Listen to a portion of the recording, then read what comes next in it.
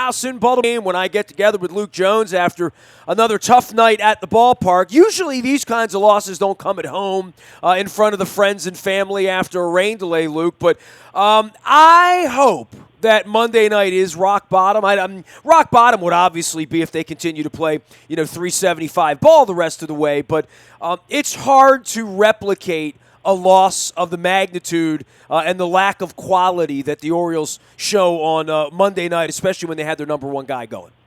Well, the Orioles made history Monday night, not in a good way. 16 straight games now they've allowed 5 runs or more. It's just incredible. It's an American League record. They're 4 games shy of the Major League record, which you have to go back to 1924, the Phillies, who did that 20 straight games.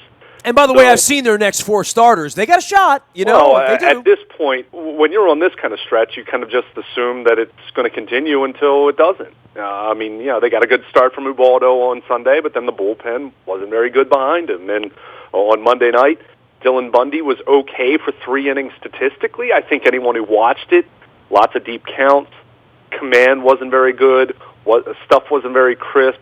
Fastball velocity wasn't as good as we'd seen here over the last few weeks, where his velocity had spiked a little bit. So how much of it was regression to the mean for him? We've talked about some of his peripheral stats maybe not being quite as good as what the end product has been.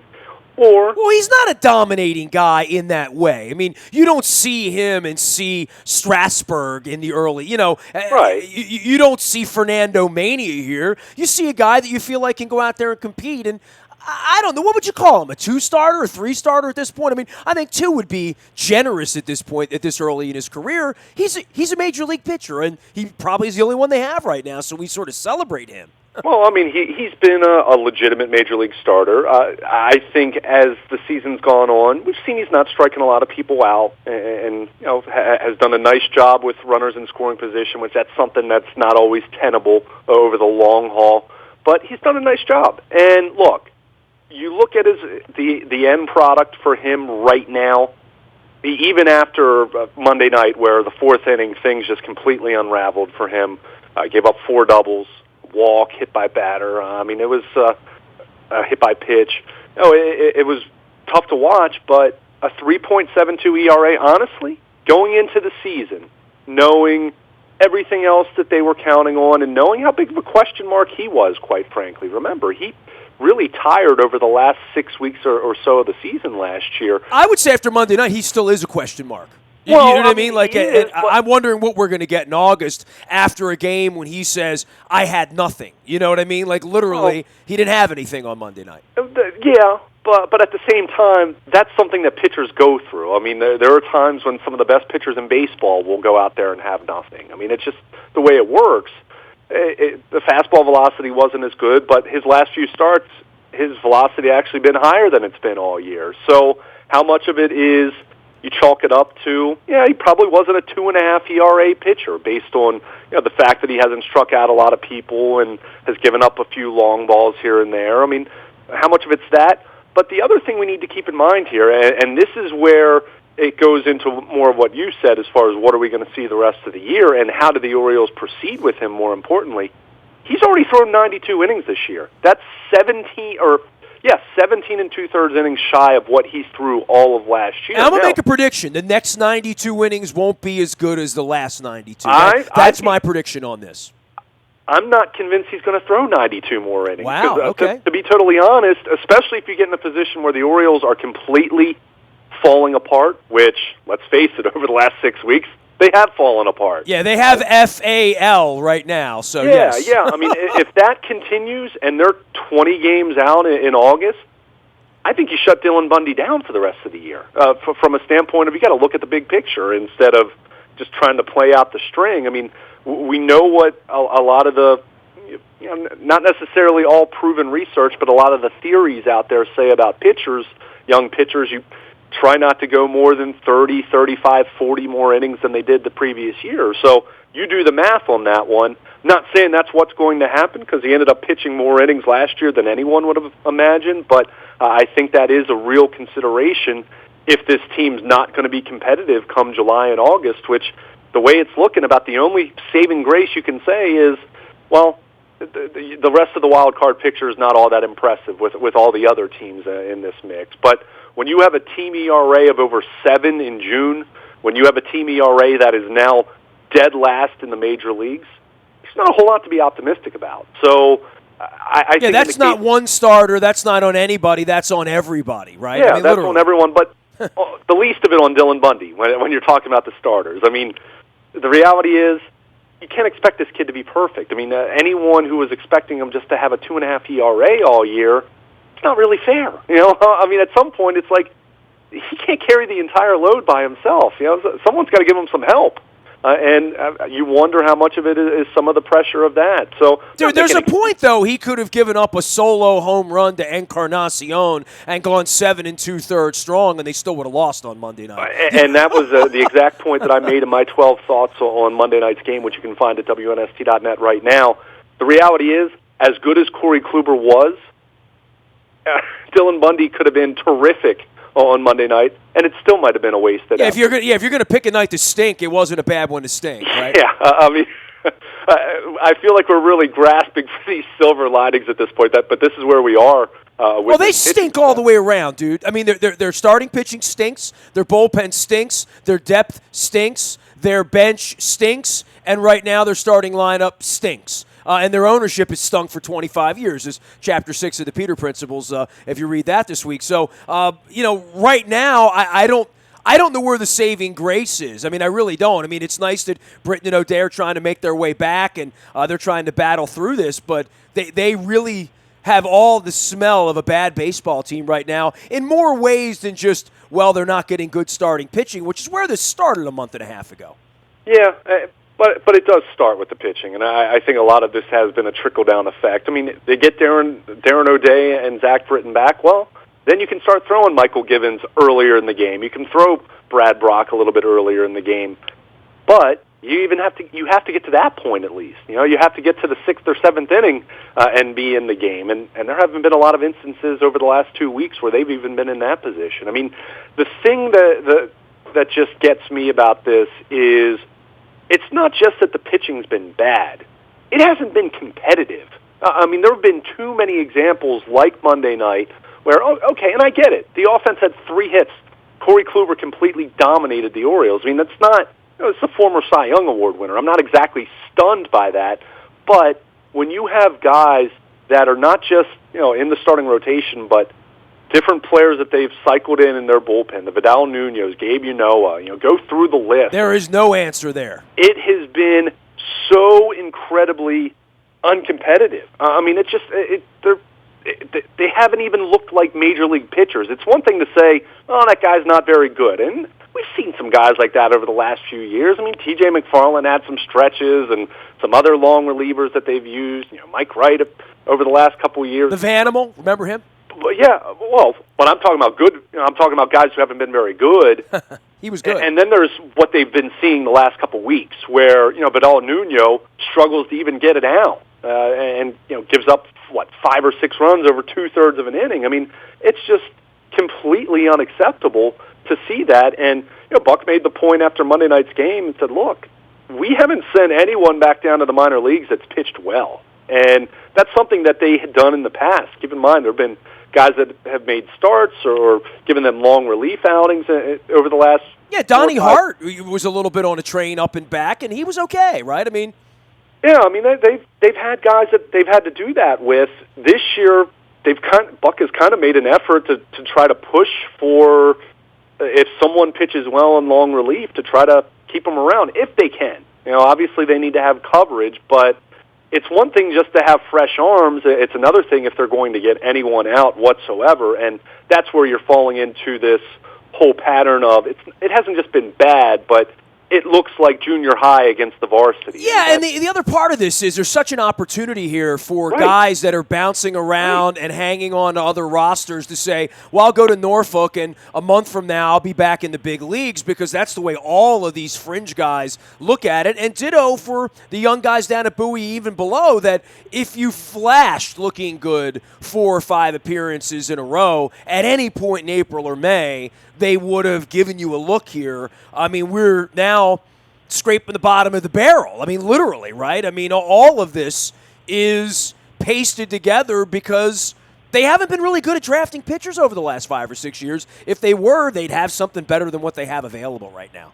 Well, and some of the pitchers that they did have are no longer with the organization. We've talked about Eduardo Rodriguez. And I'm not Davies even talking so much about him, but Zach Davies and go down the list. The two pitchers they sent to Pittsburgh in the Travis Snyder trade, and you just go down the list. Andrew Triggs, and there are some pitchers there that could have helped them potentially. And not saying everything would be fine, but we wouldn't be in DEFCON 5 here talking about how terrible this is. It's amazing to me. I was thinking back to last June.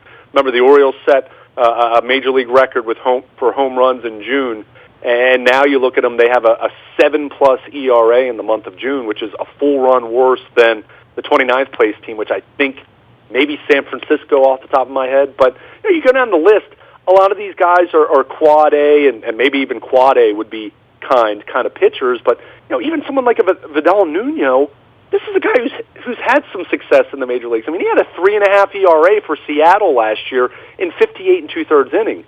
Dude, just get 3 outs and prove to me you're a big league pitcher. Right. Your job is to get 3 outs. Maybe 5 or 6 if we really need you. If you can't get 3 guys out in the big leagues without giving up 5 runs and face 9 hitters and allow 7 of them not only to get on but to make ridiculous contact, you're not a big league pitcher. And that's not to say that the Indians don't have good bats and they're not the defending American League champs and all of that, but son, you got to go do something else because you can't do this anymore. And I know that this has got to be really difficult for Buck, who is the most competitive guy. I see that scowl on his face down in the dugout and the contempt and disgust he has when he has to go out there and get another arm in the 4th or 5th inning. It really is something to witness this because we haven't seen pissy Buck so much. Buck's been sunshine and roses around here because the team's mostly won, and the old man, I guess, has mostly stayed out of it most of the time. And, in the end, Buck can get the last laugh by saying we've won a whole lot more games around here than anybody since Weaver, and that feels good. But they're getting your ass kicked 9-0, and you're going out there to get another pitcher in the 5th inning and wondering what's going on here, and you're setting major league records or looking to set major league records. Boy, we haven't seen that side of what that does to Buck, whose hair is already pretty silver. Yeah, and it's difficult for everyone. Even guys like Adam Jones, you're out there playing the field, and you have, it is just, I think back to the Bugs Bunny baseball, where you just see, it's just like a Congo line of hitters, and that's what this is. It's been that pathetic, and there is a trickle-down effect, and as much as you'd like to say, yes, your hitters need to be able to compartmentalize and block out what's happening with the pitching, and your defense needs to stay sharp, even if they're out on the field for a 20-minute period and a guy's thrown 38 pitches in an inning. But they're human beings, and it's human nature. If we as fans and media watching it start to lose focus because it's so bad, then they're going to at some point. And I think that's why we've seen more lapses defensively, and we've seen times where they go through the motions a little bit more, and not to make it right, but I think when you look at something that's been so incredibly inept, and we've talked about this in the years where the Ravens' offense has been really bad and wondering what kind of effect it has on the defense and things of that nature. They're human beings. As much as we want to say that they're flawless robots and don't block or should be able to block that stuff out, it doesn't always happen. So I just think you're right, though, as far as Buck Showalter. What's the guy supposed to do? Even on Saturday when they won, he had an 8-run lead in the 6th inning, and he has to bring in Michael Givens because Vidal Nuno can't get anyone out, and Gabe Unoa can't get anyone out. I think it was Unoa that day. And gets to a point where the bases are loaded, and it's suddenly a 5-run game, and you have to use your second-best reliever on a day when you were up 9-1. That's just, it's ridiculous. And that was a game they won. So it just kind of speaks to... Well, the first thing Francona said after the game Monday night is resting the bullpen is the greatest thing ever, and that gives them a much more of a competitive advantage later in the series. One thing does lead to another, and you bring in Givens in a 9-1 game. You didn't need him on Monday night, but what if you did? And, if you're going to be competitive, you're going to need all these guys. Look, we've seen competitive baseball around here after not seeing it for 15 years. We know how this stuff stacks up, that when you start to win and you start to get longer starts, your bullpen starts to perform better, everybody fields better, everybody's into the game better, everybody hits better, everybody eats better, everything's better. And right now, everything's awful. For Adam Jones, who's back to where he started all over again, thinking I'm on a crappy team. He's got more money now, of course, but and Machado, I'm not going to let the Machado thing go, right? I mean, especially with no Davis around, who's his own animal. But, their answer to all this, maybe at some point it's Trey Boom Boom Mancini. But, Machado, we're getting to the end here. We're getting up on the end of July again. And he's done nothing to even raise his stock to make himself more tradable next month, to where the Orioles could get a lot back and could justify giving him away when he's batting .222. Well, I still think he has a ton of value. I understand. I don't disagree with you, but right. I understand he's struggling. I'm not sure any team's looking at what Manny Machado is doing right now and saying they're going to give markedly less than they would have, say, 2 months. Well, the Orioles aren't going to accept markedly less if they're going to accept anything at all, and they're not going to deal him. So but they shouldn't deal him if his market truly is lower. They shouldn't deal him then. They should try. Whether that means you just wait until the off season and try to work out a trade then. And look, we've talked about it. I'm guessing they won't trade him. But as far as that goes, it's just there's not a whole lot to be encouraged about right now. Even from that standpoint, even if you're looking at a standpoint of being a seller, right now, who are some of your best pieces? Manny Machado, who, as you pointed out, having a poor season offensively. He's been great defensively. That's been fine. That's been completely normal.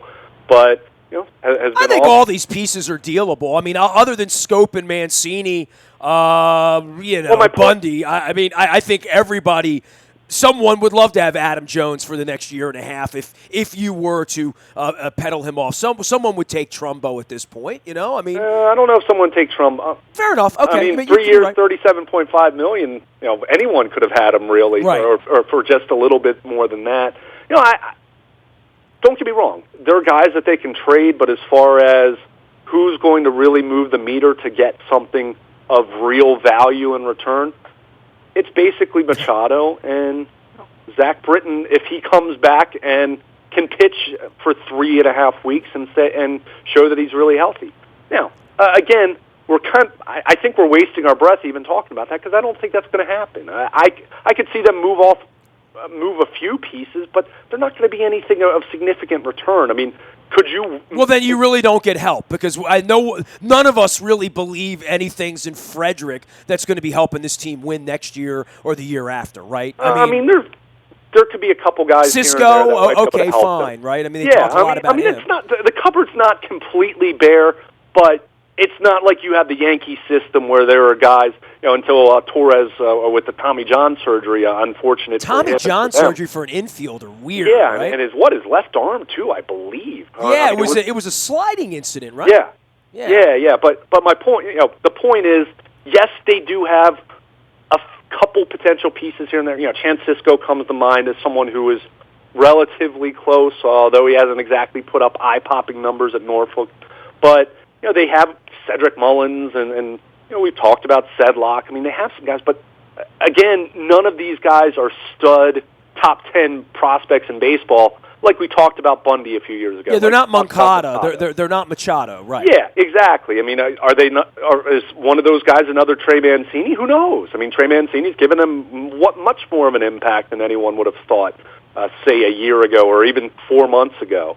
But it's just you look at this thing right now, and could you deal Seth Smith potentially? Yeah, sure. But you're not going to get anything of meaningful value. You might get a piece. Maybe you get a utility infielder that's under club control that could replace Ryan Flaherty over the next 3 years, let's say. You might get something like that, but you're not going to get anything great for him. You're not going to get anything great for Wade Miley or anyone of that ilk. Can't trade Wade Miley. Who's going to pitch every fifth day?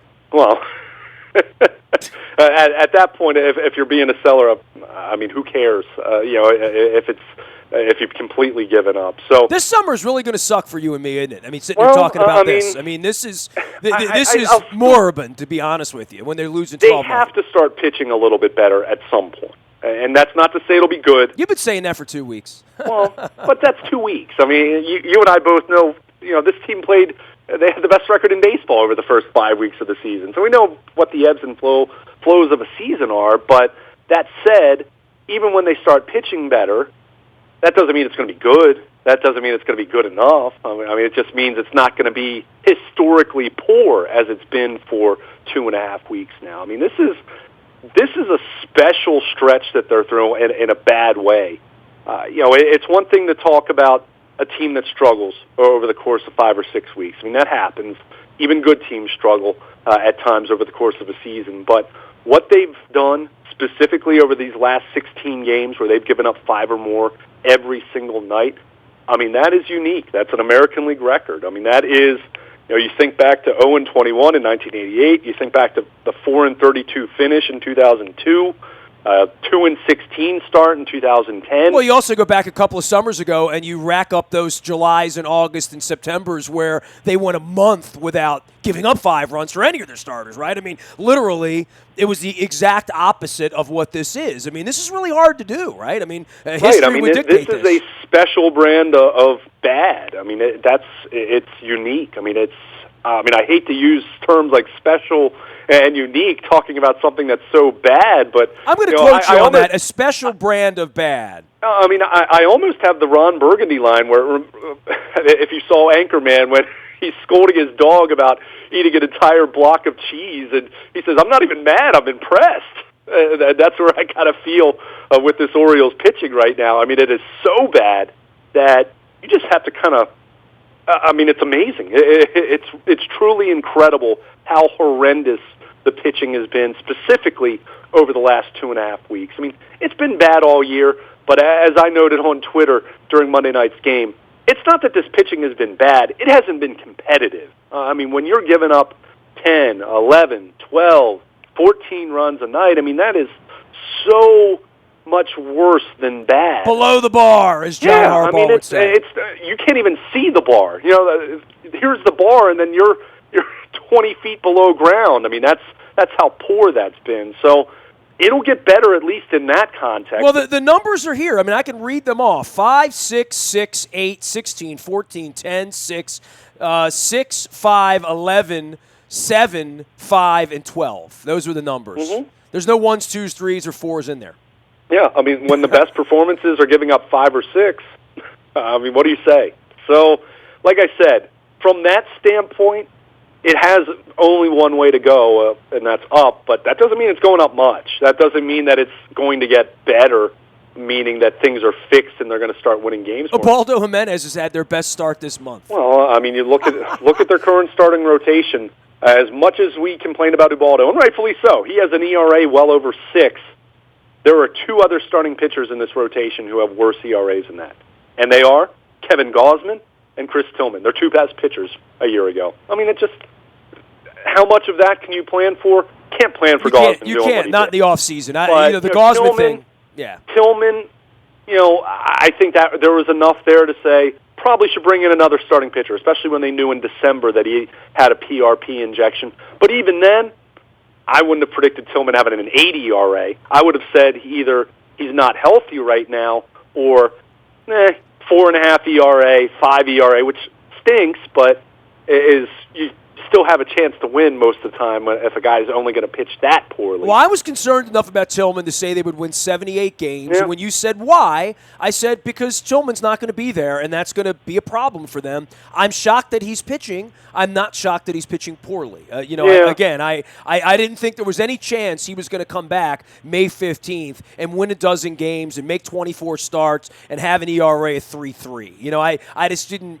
I didn't think that was possible, and I thought that was necessary for them to have a chance to win 90 games. Yeah, well, and Tillman struggled. I mean, that's not the only reason why. I mean, Gausman's been awful. They haven't had Zach Britton, who was one of their 2 best players a year ago. Well, that's why they're not going to win 78 games. Sure. Well, if I gave you $1 right now and said, are they going to win above or below 78 games? I don't think how any. Below, yeah. You'd have to say below 78 games at this point. And it's crazy because they're a 500 team right now. I mean, they're right. I mean, I'm not convinced they're going to lose 95 or 100 games either. They are the worst team in baseball this month, right? The with the pitching alone, I mean, how can you not look at it and say, I mean, over the last month, they've been the worst team in baseball. I mean, I think Philadelphia is right there. I mean, the Phillies have been awful this year. But it was funny because my brother-in-law is a Phillies fan. I saw him over the weekend, and I said, yeah, I was looking at a stat. I think it was over the last 30 games, the Orioles had the second worst record in baseball. The Phillies had the worst record in baseball. And he's like, welcome to my world. So. My buddy also is a Phillies fan, and I said to him the other day, we were talking about the Orioles, and he's like, dude, you got first world problems. My team's 22 games under 500. And I looked, and damn, they were. Now they're 24 games under 500. But, at 22 games under 500, I'm like, dude, it's like June 10th. How's that possible, And I looked and I said, yeah, but, they were 12 games under 500 the first and the second month. The Orioles have just been, 12 or 14 games under 500 since then. It's like since May 7th, the Orioles are the worst team in baseball. Yeah, since starting 22-10, they are now, 12-25? They're 13 games under. Okay, I mean, fair that's, enough. they've, for well over a month now, they've been a sub 333 winning percentage kind of team. I don't know that they're going to be 13 under 500 in their next 30, but I don't know. I mean, they don't show me that they can get 2 good starts a week, let alone 4 or 5. Which would be necessary. Now, all that being said, they should hit the ball, but then you start taking Davis out, and you start getting Hardy, and then you start to. We haven't even talked about Hardy. Not that missing a guy hitting 200 means a whole lot at this point, but this thing is really starting to crack at the foundation. Aside from the pitching, they're not hitting the baseball. Right. And what's funny about it, and that's not to say that they don't miss those guys at all, but, we talked about this. I mean, Trey Mancini's been playing first. Davis not being out there has actually allowed them to get Hyun-Soo Kim out there, which, is a different skill set, someone who gets on base a little bit more.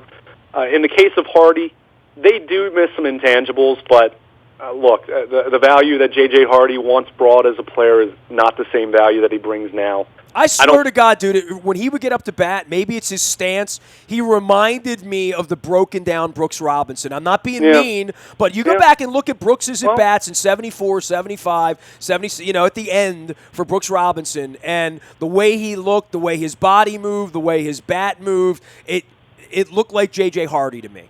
Yeah, well, I mean, of qualified Major League hitters this year, he has the second worst OPS in the majors. I mean, now, does he still have some value defensively? Yeah. Is he Gold Glove caliber like he was 4 or 5 years ago? No, because the range is diminished. He's also going to hit 1 home run every 100 at-bats now. I mean, so, I mean, I'm not all that concerned about the Hardy absence. I feel bad for J.J. Hardy because he's a good man. He's been a good soldier here. And it's the end. You know what I mean? Like exactly. Him getting hit like that, he might be done, really done. He may come back next year and try to catch on somewhere or whatever, but we may have just seen the end of him. And, it was a nice little ride for him. He played in a lot of playoff games around here. Sure, he played a lot of good baseball for this team. And, I mean, 6 to 8 or, 4 to 6 weeks, or I guess 6 to 8, I should say.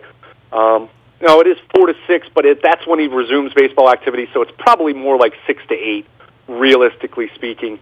So you're talking, early August, mid-August there, and who knows what's happening. I mean, depending on needs of the club and where they are. I mean, by the way, J.J. Hardy's made $78 million playing Major League Baseball. Yeah, he's done well for himself. He's done okay. Yeah, I mean, I don't. I'm not holding a vigil for him. No, I'm just looking up, what his accomplishments are because I think his career's over. If he gets another 30 at-bats in September because. I think the team will be out of it at that. I mean, especially if they keep this up. But yeah, J.J. Hardy. I mean, played in every playoff game that the Orioles have played.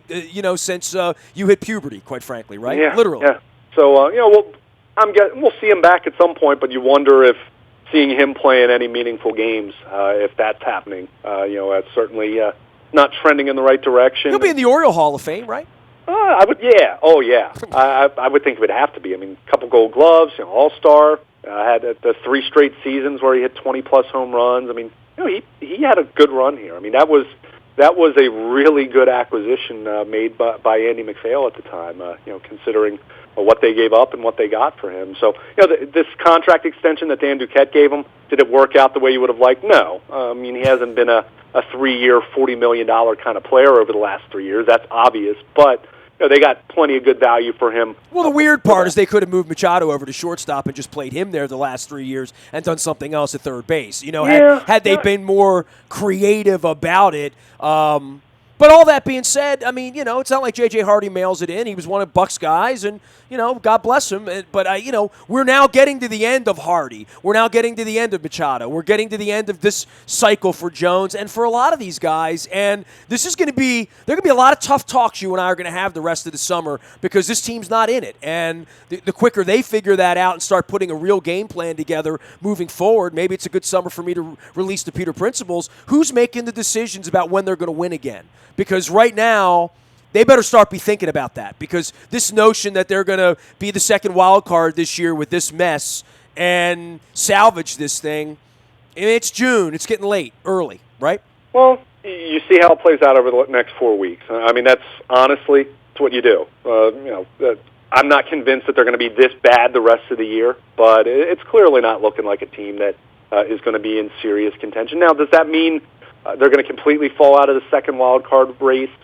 Probably not, because that's generally how these things work. I mean, even right now, a team like Oakland, who has been bad from the start and is 8 games below 500, they're not that far out of the second. Yeah, but you say that, but if they go 10-17 in the next month, right? Like literally, that's why I said over the next 4 weeks. Yeah, and they could go 17-10. I guess I don't know where that's coming from. The one good part of the Mancini it's obvious thing is what it's coming from. They start pitching a little bit better. I mean, again, Chris Tillman's not an 8 ERA pitcher. Kevin Gausman is not. If we're talking about true talent for a lot of these guys, even Vidal Nuno. I mean, he had a 3.5 ERA last year. He's not suddenly a 10 ERA pitcher, I don't think, but that's what the performance has been right now. I don't think that's going to continue, but at the same time, are those guys all going to revert to what they are capable of being? Can Chris Tillman be a 4.5 pitcher maybe, which isn't a 4.5 ERA, which isn't what he was in the past, but is at least a major league pitcher? If some of those things happen, which that's not an incredibly high bar, could they start playing better baseball, assuming they're going to hit and assuming they get Britton and O'Day back? Yeah, there's some scenarios where that happens. It's a long season, but well, Tillman's next up, and Gausman. At some point, somebody's got to make it start and not give up 5 runs. Well, right? And I think someone will. But again, will it be too late? Will it be any level of consistent enough to make a difference? Yeah, I'm skeptical. I mean, that's not me saying that I think that it's going to be fine or that they are going to turn it around. But I'm also, I saw the first 5 weeks. I saw what happened there. I've seen what's happened over the last 6.5 weeks.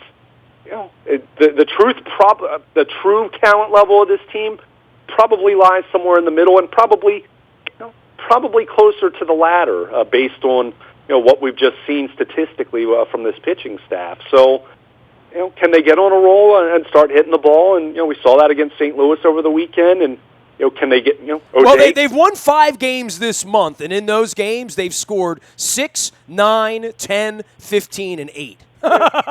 Sure. So they won those games. Sure.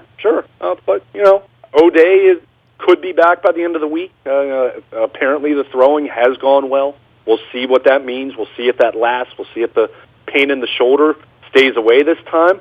Again, it's a shoulder, so probably not feeling all that confident about that. But we'll see. Give someone a cortisone shot or things like that. They can get through something.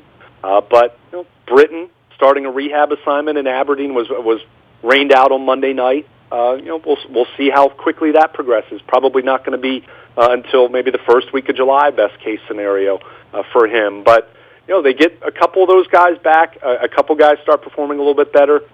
Then maybe they can play more like a 500 club, and then you see where they are at that point in time. Not to say that they should try to be buyers or make any foolish Gerardo Parra kind of deals by any means, because I didn't think they should have done that 2 years ago, and they did.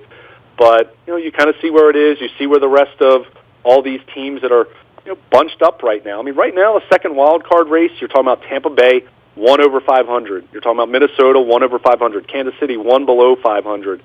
L.A., 1 below 500. Texas, 1 below 500. All these teams, win-loss-wise, are right there where the Orioles are right now. So, I understand how ugly it's looked over the last 5 weeks.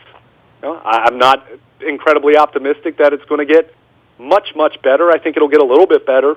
But, all these other teams are looking at their record, and all their other fan bases and media are having the same kind of discussions.